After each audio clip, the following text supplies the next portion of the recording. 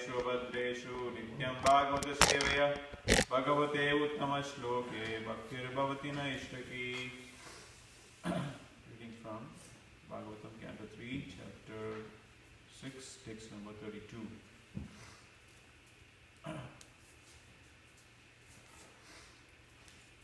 Visho vartanta tasyovo Loka vritti karir vibo Vaishyastat udbhavo vartam Nirnamyaha samartayat Visho avartanta tasyoror Loka vritti karir vibo Vaishyastat udbhavo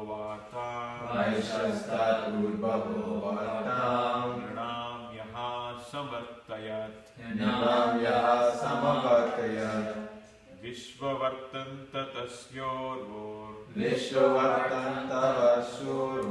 Loka vritti karir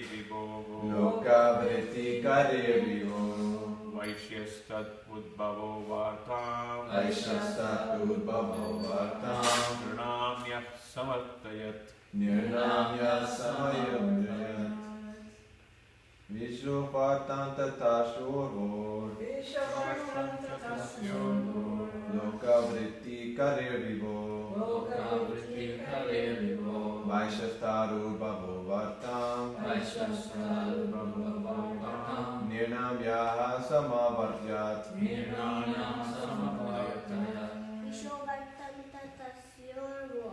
Vishvavartanta tasyorvor Loka vritti karir vibo Vaishyastat udbhavo vartam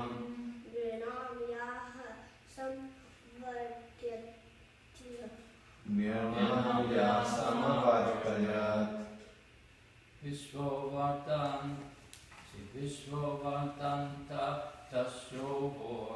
Vishvavartanta tasyorvor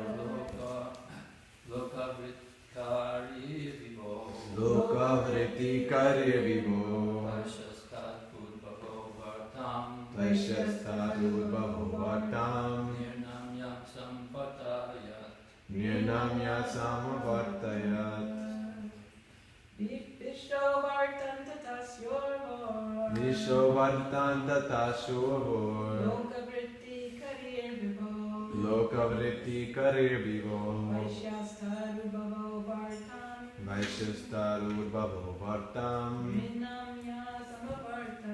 Nirnamyaha samavartyat. Reading from the word-to-word meanings. Vishaha means of living by production or distribution. Avartanta, generated. Tasya, his, gigantic form. Udvo, from the thighs. Loka, vrittikari, means of livelihood. Viboho, of the Lord. Vaishyaha, the mercantile community. That, there, Udbhavaha, orientation. Vartam, means of living. Nirnam, all men. Yaha, one who. Samvartayat, executed. Translation with Venkateshwara Prabhupada. The means of livelihood of all persons, namely production of grains and their distribution to the prajas, was generated from the thighs of the Lord's satanic form. The mercantile men who take charge of such execution are called Vaishyas. Let's repeat. The means of livelihood of all persons, namely production of grains, and the distribution to the prajas, was generated from the thighs of the Lord's gigantic form. The mercantile men who take charge of such execution are called Vaishyas. Purport by Srila Prabhupada. Human society means of living is clearly mentioned here as Visha, or the agriculture, and the business of distributing agriculture products. which involves transport, banking, etc. Industry is an artificial means of livelihood. A large-scale industry, especially the source of all problems of society. In Bhagavad Gita also, the duties of the Vaishyas who are engaged in Visha are stated as cow protection, agriculture and business. We have already discussed that the human being can safely depend on the cow and agricultural land for his livelihood. The exchange of produce by banking and transportation is a branch of this type of living. The Vaishyas are divided into many subsections. Some of them are called Kshetri or landowners. Some are called Krishna or land tillers. Some of them are called Thila Vanika or grain risers. Some are called Gandha Vanika or merchants in spices. Some are called Suvarna Vanika or merchants in gold and banking. The Brahmanas are the teachers, the spiritual masters. The Kshatriyas protect the citizens from the hands of thieves and miscreants. The Vaishyas are in charge of production and distribution. The Shudras, the unintelligent class of men, who cannot act independently in any of the above mentioned activities, are meant for serving three higher classes of livelihood. So we'll read this, the rest of the purport later. ज्ञानतिमिरान्धस्य ज्ञानाञ्जनशलाकया चक्षुरुन्मिलितं येन तस्मै श्रीगुरवे नमः। श्रीचैतन्यमनोभीष्टं स्थापितं येन भूतले स्वयं रूपकदा मह्यं ददाति स्वपदान्तिकं कविराजवाचारं गायति गिरिं यत्कृपातमहं वन्दे श्रीगुरुकीर्तनम् of परमानन्दमाधवं श्रीचैतन्यमीश्वरम्।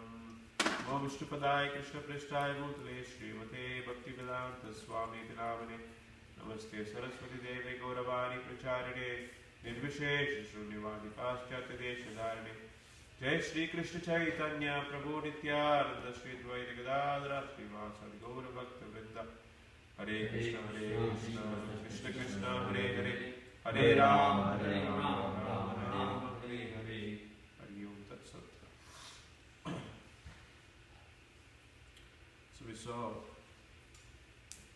Maitreya Rishi explained about how the different varnas are originating from the different bodily parts of the Virat Purusha. So we saw Prabhupada make a quote from the Garuda Purana Vedams, Artoyam Brahma Sutranam. So the Srimad Bhagavatam is the explanation for all the Vedic literatures. And we see this again and again, many places, Prabhupada will quote and also. So we can see here, so this whole sequence of the origination of the Virata Purusha and how he manifests the different planetary systems, how the sun comes from him, the moon comes from him, and eventually the demigods come from him, and all these different classes of men, they also come from him. So this is actually tracing the Rig Veda. We have this Purusha Sukta. So all these things are explained in the same sequence. And here also Maitreya Rishi is explaining the same sequence about the origin of the different classes of men. So this 4 classes of men is very scientific. Prabhupada would call it a scientific organization of the human civilization. Why? Because this is naturally existing in the human civilization. There will be naturally some class of men who are inclined towards the giving instructions and knowledge to others. And because they are, by dint of their experience, by dint of their education, they are naturally placed to give proper direction to everybody else. And there is another class of men who cannot see things going wrong. They want to make sure everything is properly done. So that is their focus. That is why even in the Bhagavad Gita we see Lord Krishna saying that even if Arjuna, if you leave the battlefield and go, you are not going to keep quiet. You're still going to do some activity. Because that's the nature of the soul, to do some activity. And by nature you're a Kshatriya. And if you don't act according to Kshatriya Dharma, so you're going to eventually act in some way or other. Again, by your own nature. But what is the use of you being a Kshatriya later, instead of being where you need to be? So right now is the opportunity for you. So you have the battle, which is your rightful battle, and you can claim your rightful kingdom. If you don't fight now, and then go become a beggar, eventually you will start fighting again, because that's the nature. So you cannot give up your nature. Your nature is inbuilt. Nature is already there. So Kshatriyas cannot keep quiet. They see something going wrong or something that is not according to their liking. So they're going to act. They're going to claim the rightful kingdom or rightful whatever it is that they think is their right. So naturally there will be other class of men who are interested in making money. So they want to see what is the opportunity to make increase their business, the capitalistic mentality. So that will be there in some class of men. So they want to see there's land, there is cows, and there is an opportunity for a business. Always see that opportunity. They seize the opportunity and then they make money from that. So that is called Vaishyas. And the fourth class of men, they don't care much more than their daily living, the daily bread. So they are happy to work daily, earn some money, and spend it on the same day. So that is called Shudra mentality. So that is also there. So they don't really care about their long-term interest and what they need to do. What is the so they are happy to just live day by day. Those are Shudras. So these classes of men naturally exist in the human society. So it is nothing about organizing them as by means of caste system. So this is naturally existing. Which Prabhupada calls it a scientific classification of men. So instead of just people choosing their own things, then kind of, as Krishna says in Bhagavad Gita, 2 times he says, it is better to do one's own duty rather than do someone else's duty, even if you can do it perfectly. So some people might take some other's profession and they will try to do it perfectly, but eventually they will not like it. They will want to do what they like to do, and they fall back to the same old nature. So that's why Krishna is very clear on that. So don't try to do something that is not yours. So do what is necessary according to your own dharma, according to your own swarna and ashrama. That is very important. So here we see that the Brahmanas, Prabhupada is going to say in the next paragraph. Formerly the Brahmanas were given all necessities of life by the Kshatriyas and Vaishyas because they had no time to spend making a living. The Kshatriyas would collect taxes from the Vaishyas and Shudras, but the Brahmanas was exempt from paying income tax and land revenue. The system of human society was so nice that there were no political, social, economic upheavals. Different caste or varna classifications are therefore essential for maintaining a peaceful human society. So it is Kshatriya's responsibility to make sure that the Brahmanas are trained as proper Brahmanas. They profess their work according to what their dharma is. So which means that the Brahmana usually can take four kinds of activities. They can do teaching, they can do services, means of giving different suggestions and counseling. And they can also do cooking. Well, that's considered as the lowest classification of Brahmanas. So they can also do all these different things. Of course, they can do the priestly work. These 4 types of activity is okay for Brahmanas. The Kshatriyas, so they don't earn money. They collect taxes and then they spend it on useful purposes. To make sure they engage the Shudras to construct bridges, to if there is a need to go for a war, they have to go for a war. So Bhagavad Gita very nicely describes that what is Kshatriya Dharma. Yuddhe chapi palayana. So not running away from a battle. So if there is thieves and plunderers who are coming to disturb society, so Kshatriyas cannot run away. So they have to stand ground even if they have to die in the battle. So they have to fight their war. So that is Kshatriya Dharma. Kshatriyas are not those who extract taxes, but when it comes to a battle, they run away from battle. No. So they are there for the battle. So for the rightful battle, they are always there, ready for it. And so that's what we saw in the last verse. Protecting from the disturbance of thieves and miscreants. So that's very essential. Because everybody is busy with their own things. The Brahmanas are busy, the Vaishyas are busy, Shudras are busy.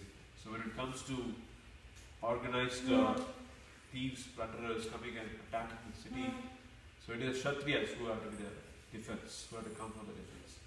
So it is very obvious that they have to have all their time to practice their different skills so that they can protect the citizens when there is a need for it. So Brahmanas, they don't go for any profession, as Prabhupada is saying here. They don't earn money. So earning money is for cooking purposes and for so as I said, there are 4 types of activities. So cooking, Brahmanas cooking and earning money is considered the lowest. But otherwise they engage in teaching without any kind of a remuneration. And they engage in giving counseling without any remuneration. But they can accept gifts given to them. Patana, Patana, Yajana, Yajana, Dana, Pratigraha. So Dana, Pratigraha means accepting donations. So accepting donations is okay for Brahmanas. Accepting donations is not okay for Kshatriyas. They cannot take somebody giving them something. So they have to pay the money for what they are getting. That's very important. So Kshatriyas maintain the Brahmanas. They give them everything necessary. But Brahmanas also don't take more than what is necessary. So we see from the Lord himself as Brahmana, he says, what is the use of giving me the whole thing? So just give me what I need. So like that, the Brahmanas, they only take what they need. They don't take more than that. And even if they take more than that, they give it back to somebody else who is needy. So that is Dana Pratigraha. So they also give Dana. So they accept, they also give back. And Vaishyas cannot do any of these things. So they cannot go and beg. And they cannot go and protect others. So their interest is in seizing the opportunity and making money. So they look for different things, different engagements. Prabhupada is very nicely giving different engagements for Vaishya. So they can be landowners or zamindars. So they make sure that the land is properly utilized, and then they know when to plant the crops and when to harvest the crops, and in order they have to, if there is a need for money or for seeds, they go for the bank, and even the banking is taken care of the Vaishyas, by the Vaishyas. And once the harvest is done, they have to protect the grains very nicely. You have to take care of the grains. And what is missed here is the Goraksha, taking care of the cows. That's an extremely important part of the Vaishyas, the Vaishya Dharma. So Vaishyas, they have to pay taxes to Kshatriyas. And they are the lower class of amongst the Kshatriya and Brahmanas, they are definitely lower than that, because they are mostly in the mode of passion and ignorance. Mode of passion because they are always interested in making money. How I can make more money, how I can become more rich. So that is always their focus. And sometimes they also go to the mode of ignorance, in the name of enjoyment. So the Vaishyas, they are not extremely intelligent people, but they are intelligent for the mercantile class. And they engage the Shudras. For everything we need, the Shudras are required for tilling the land, for different things, for even for taking care of the cows, they are engaged. So this way all of them are engaged. And this is a very beautiful way of organizing society. And again, Prabhupada has mentioned in many places that this does not mean that anybody is better than somebody else in the spiritual sense. In the spiritual sense, all of them are equal. So all of them have equal opportunity to pursue devotional service. And when they pursue devotional service, they are all to be considered as Vaishnavas. All has to be considered as devotees of Krishna. So in that sense, there is no class. So everybody is definitely equal. It's just like when you go for employment, they say equal opportunity provided. So they don't discriminate in the name of religion, name of caste, or even different things, nationality. Same way, when it comes to devotional service, so everybody is equally, they have the opportunity to pursue devotional service. Krishna does not differentiate amongst the classes. Krishna has taken birth among Brahmanas like Vamana. Krishna has taken birth among Kshatriyas like Lord Rama. Krishna has taken birth amongst Vaishyas like Krishna himself has taken birth. And of course he has not taken birth among the Shudras, but it doesn't really make a difference. So he is equally disposed to everybody. Samovam sarva bhuteshu name veshu nasti. So ye bhajanti tumam bhaktya, Krishna says. So I don't discriminate against anyone. Everybody is equal in my eyes. Nobody is favorable or not favorable. But when it comes to my devotees, they are mine. Just like a king does not discriminate against his citizens. But when it comes to his own children, he does not discriminate. When it comes to if somebody makes a mistake, or in terms of giving opportunity to them, he gives that to them as much as to anybody else. He does not discriminate. But when it comes to giving his love or attention, so definitely he gives more attention to them. Similarly, so the devotees of the Lord are not different from Krishna because they are one with Krishna in the attitude and the intent. The intent is one. Just like in India we have all businesses, like we have the Ambanis, there is Patels, there are so many different businesses. It goes from family to family. And so even they name the business as so-and-so business and sons, because it is continuing in the lineage. So that's because the intent is one. Father and son are not the same. They are definitely different, but the intent is one. So similarly, Krishna and his devotees should have the same intent. And what is the intent? Intent is to please Krishna, of course, for the devotees. And for Krishna, it is to please his devotees. That is intent. So Krishna is also trying to serve his devotees. He is always maintaining his devotees. He is taking care of his devotees. So he says in the Padma Purana, it said that, O Padmaja, O Lakshmi, I take care of my devotees just like a tortoise meditating upon its offsprings. Even when it's in the sea, tortoise lays its eggs in the shore and it goes inside the sea. It always meditates upon its offsprings. That's how it grows, and then they come out of the hatches from the eggs. Similarly, the fish sometimes maintains the small fishes by swallowing them. So they keep them inside the body, then they live them out. In case of danger, they swallow them and they put them out. So the verse is there. O Padmaja, I maintain like this, the tortoise, the fish, and I always think about my devotees. I always think about them. So that is my only job. So Krishna has nothing else to do, only to think about his devotees and maintain his devotees. For maintaining this whole creation, he has Vishnu forms. And he has Vishnu forms, he comes and then he maintains, he incarnates, and he does. But Krishna has no other works. Krishna comes just for the sake of his devotees. And even if he doesn't come, he's always taking care of his devotees. So, in this way, this Varnashrama Dharma is very beautiful and organized structure of society by which everybody is given an opportunity to practice according to their psychophysical nature. So everybody has a psychophysical nature. Physical is based on the opportunity, and psychology is based on the gunas. So gunas is predominantly there in each one of us, the combination of gunas. And that is making us choose at different occupations. So one is identified from the very birth that somebody is of this particular nature, and they are trained in those skills. And once they are trained, they become expert in those areas. And so that is what Prabhupada's, one of the second part of Prabhupada's mission was to establish a Varnashrama culture where everybody can identify what is their psychophysical nature, and they are trained accordingly. And this is an unfinished project, Srila Prabhupada. And it is because this is what can save the society.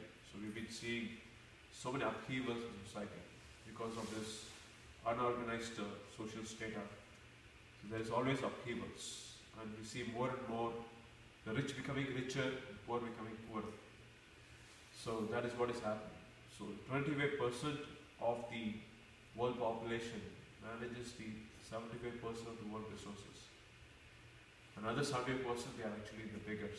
So they are almost like beyond the poverty situation. They have no possibility of even expecting a good, healthy life. So that is a lot of discrimination, a lot of inequality, and it's becoming more and more and more and more. The gap is more widening more and more. So this is only making the whole life in the earth miserable. This capitalistic mentality is because of the Vaishyas taking over the Kshatriyas. So everybody is now, nobody is trained as a Kshatriya. So it's a Vaishyas actually mentality. So either Vaishyas or Shudras. So either you take over the business and you engage the Shudras to work. So there is no proper Kshatriya, there is no proper Brahmanas. So the most there are Vaishyas and Shudras. So Vaishyas, all they can think is capitalistic thinking. Or how I can make my business better, how I can do this better. Money, money, money, money, money. So they're always interested in money. They're not interested in the welfare of society, whether society is growing organically, whether it is progressing towards a spiritual perfection. That is not their interest. Their interest is how I can make more money, how I can amass more wealth. By hook or crook, somehow or other make money. So that is their whole mentality. That's called Vaishya mentality. So Vaishya mentality, when it is not properly guided by Brahmanas, but guided by Kshatriyas, it is going to be really miserable. It's only going to lead to degradation of the culture and the spiritual values. So even if you see from the Nanda Maharaj, was also Vaishya, but he was always guided by the Brahmanas. Of course, he was a pure devotee of the Lord. Pure devotee cannot be classified into anything else. But as a profession, he was doing that more or less. But he was always guided by Brahmanas. There was always he was entertaining different rishis and different great souls who came to his house. He would honor them and take care of them. And that's how even Lord Krishna was named by, who was that rishi who named Krishna?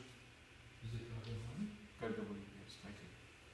So Gargamuni named Krishna. So, and even otherwise, Brahmanas were always there guiding him.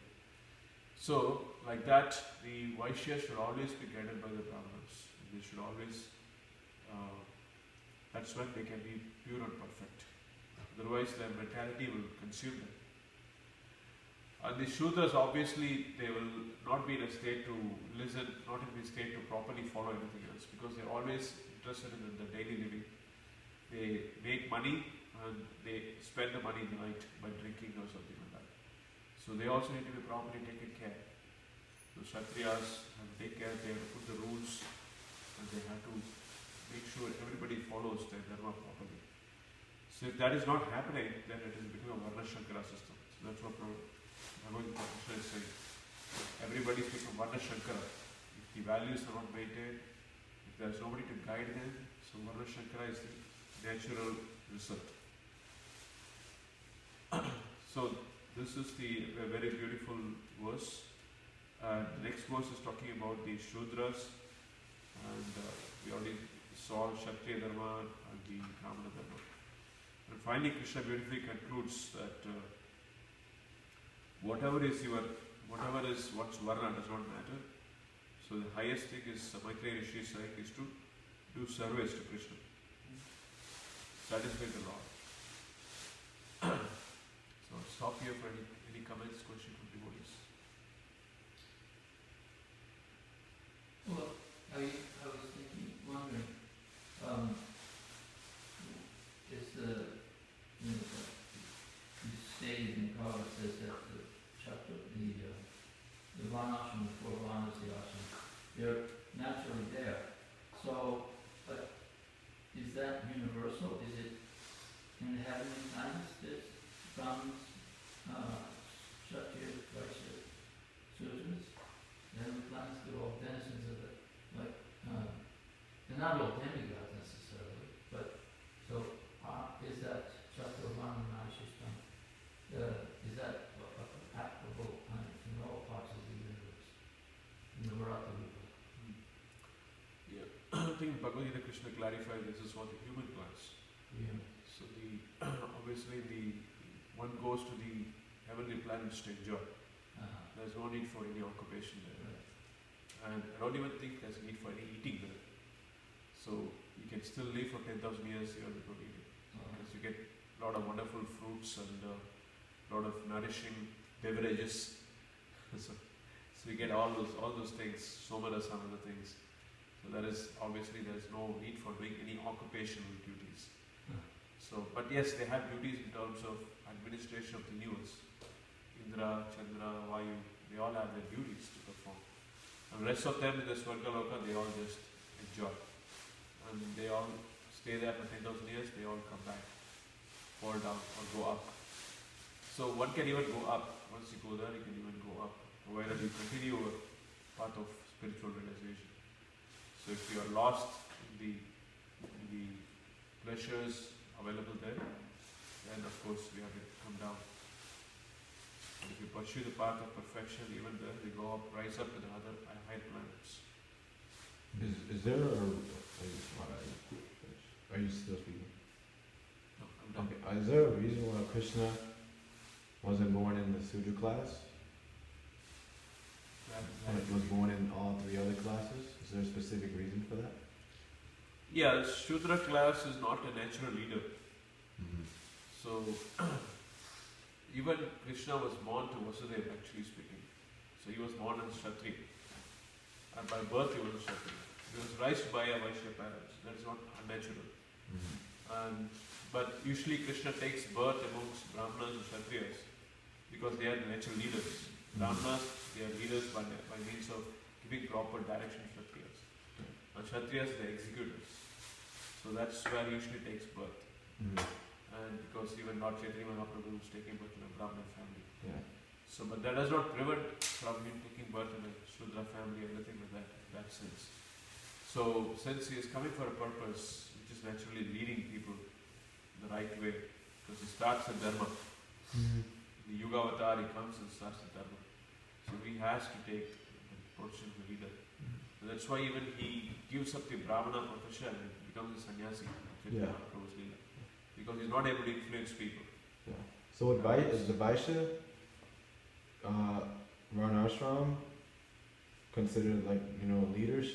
I mean, he was born in Vaishya as well. What was the reason for him being born in that class? He was not born as a Vaishya, he was raised by a Vaishya. He was raised by Vaishya, but he wasn't eventually born was a Vaishya? Kshatriya. He became a Kshatriya, right? But I think he was born by Devaki and Vasudeva. Or were they Kshatriyas or were they? They were Kshatriyas. They were Kshatriyas? Okay, gotcha. He was raised as, okay, I see. Alright. Okay. Because he comes to... And they were related, Nanda Maharaj and Vasudeva. I think. But in any case, that's one of the, when Salva did the Rajasuya sacrifice, I believe it was, that was his criticism. It was actually, he thought he was criticizing him. He said, nobody even knows what caste you're in. Are you Kshatriya? Are you Vaishya? What are you? That's considered, you're not identified properly. Mm-hmm. And but actually that was he was transcendental to all of that. He is the creator, the Sarvakama, the original cause. Shishupal. Oh, it's Sushupal, right? I was thinking. Shishupal. Like, But a lot of the Lord's most glorious devotees from sutras. mhm. Oh, there were eternal associates of Krishna who were born as Sudras? But, well, Haridas Thakur, he was, Mm. what was his, he was in a Muslim family, Yeah. and he, They were considered Malecha, huh? Malecha class, outcast. but also, like the Goswamis, they, by taking service from the Zamindar or whatever he was, the Qazi, Mm-hmm. that was considered a type of, like secretarial Sudra. Mm. Yeah. So if anybody were associated with a Muslim, then he was naturally considered as a Muslim. Mm. And Haridas Thakur is the non-acharya of the holy name. You know, he's the acharya of chanting. Mm. And I believe I've heard different things, but he's an incarnation of Lord Brahma. Yes, that's what I heard. Yeah. And he chanted 3 lakhs, correct? I also heard that Bhakti Siddhanta Saraswati chanted 3 lakhs for 9 years for as a vow before he went to preaching. You know, it's just amazing. Right in Mayapur. Mm. Yeah. Yes. I mean, it's 3 lakhs. That's unimaginable. How many? 64. That's 2 lakhs, right? 1 lakh is 100,000. The 64 rounds. That's how many rounds is that? Something like that. Well, his disciples were chanting 64 rounds, but he made a vow to chant several million or a billion names or How something. did the struggle chant more than 64? He chanted more than 3 lakhs. He chanted more than 3 lakhs. Bhakti Siddhanta Saraswati. I don't know if it was 1 lakh or 3 lakh, but every day he would chant 1 lakh, right? 1 lakh times. Who? Bhakti Haridas Siddhanta? Thakur. Oh, Haridas Thakur? Oh, okay. I thought it was like 3 lakhs. Because 1 lakh is what, 32 rounds? No, no. Well, how much is 1 lakh? 16 rounds is 1728. And 64 rounds is 1728 into 4. Oh, wait, so But I think if you consider each one Krishna, Rama, Hare, each one separately words, then it might become 1 lakh. Oh.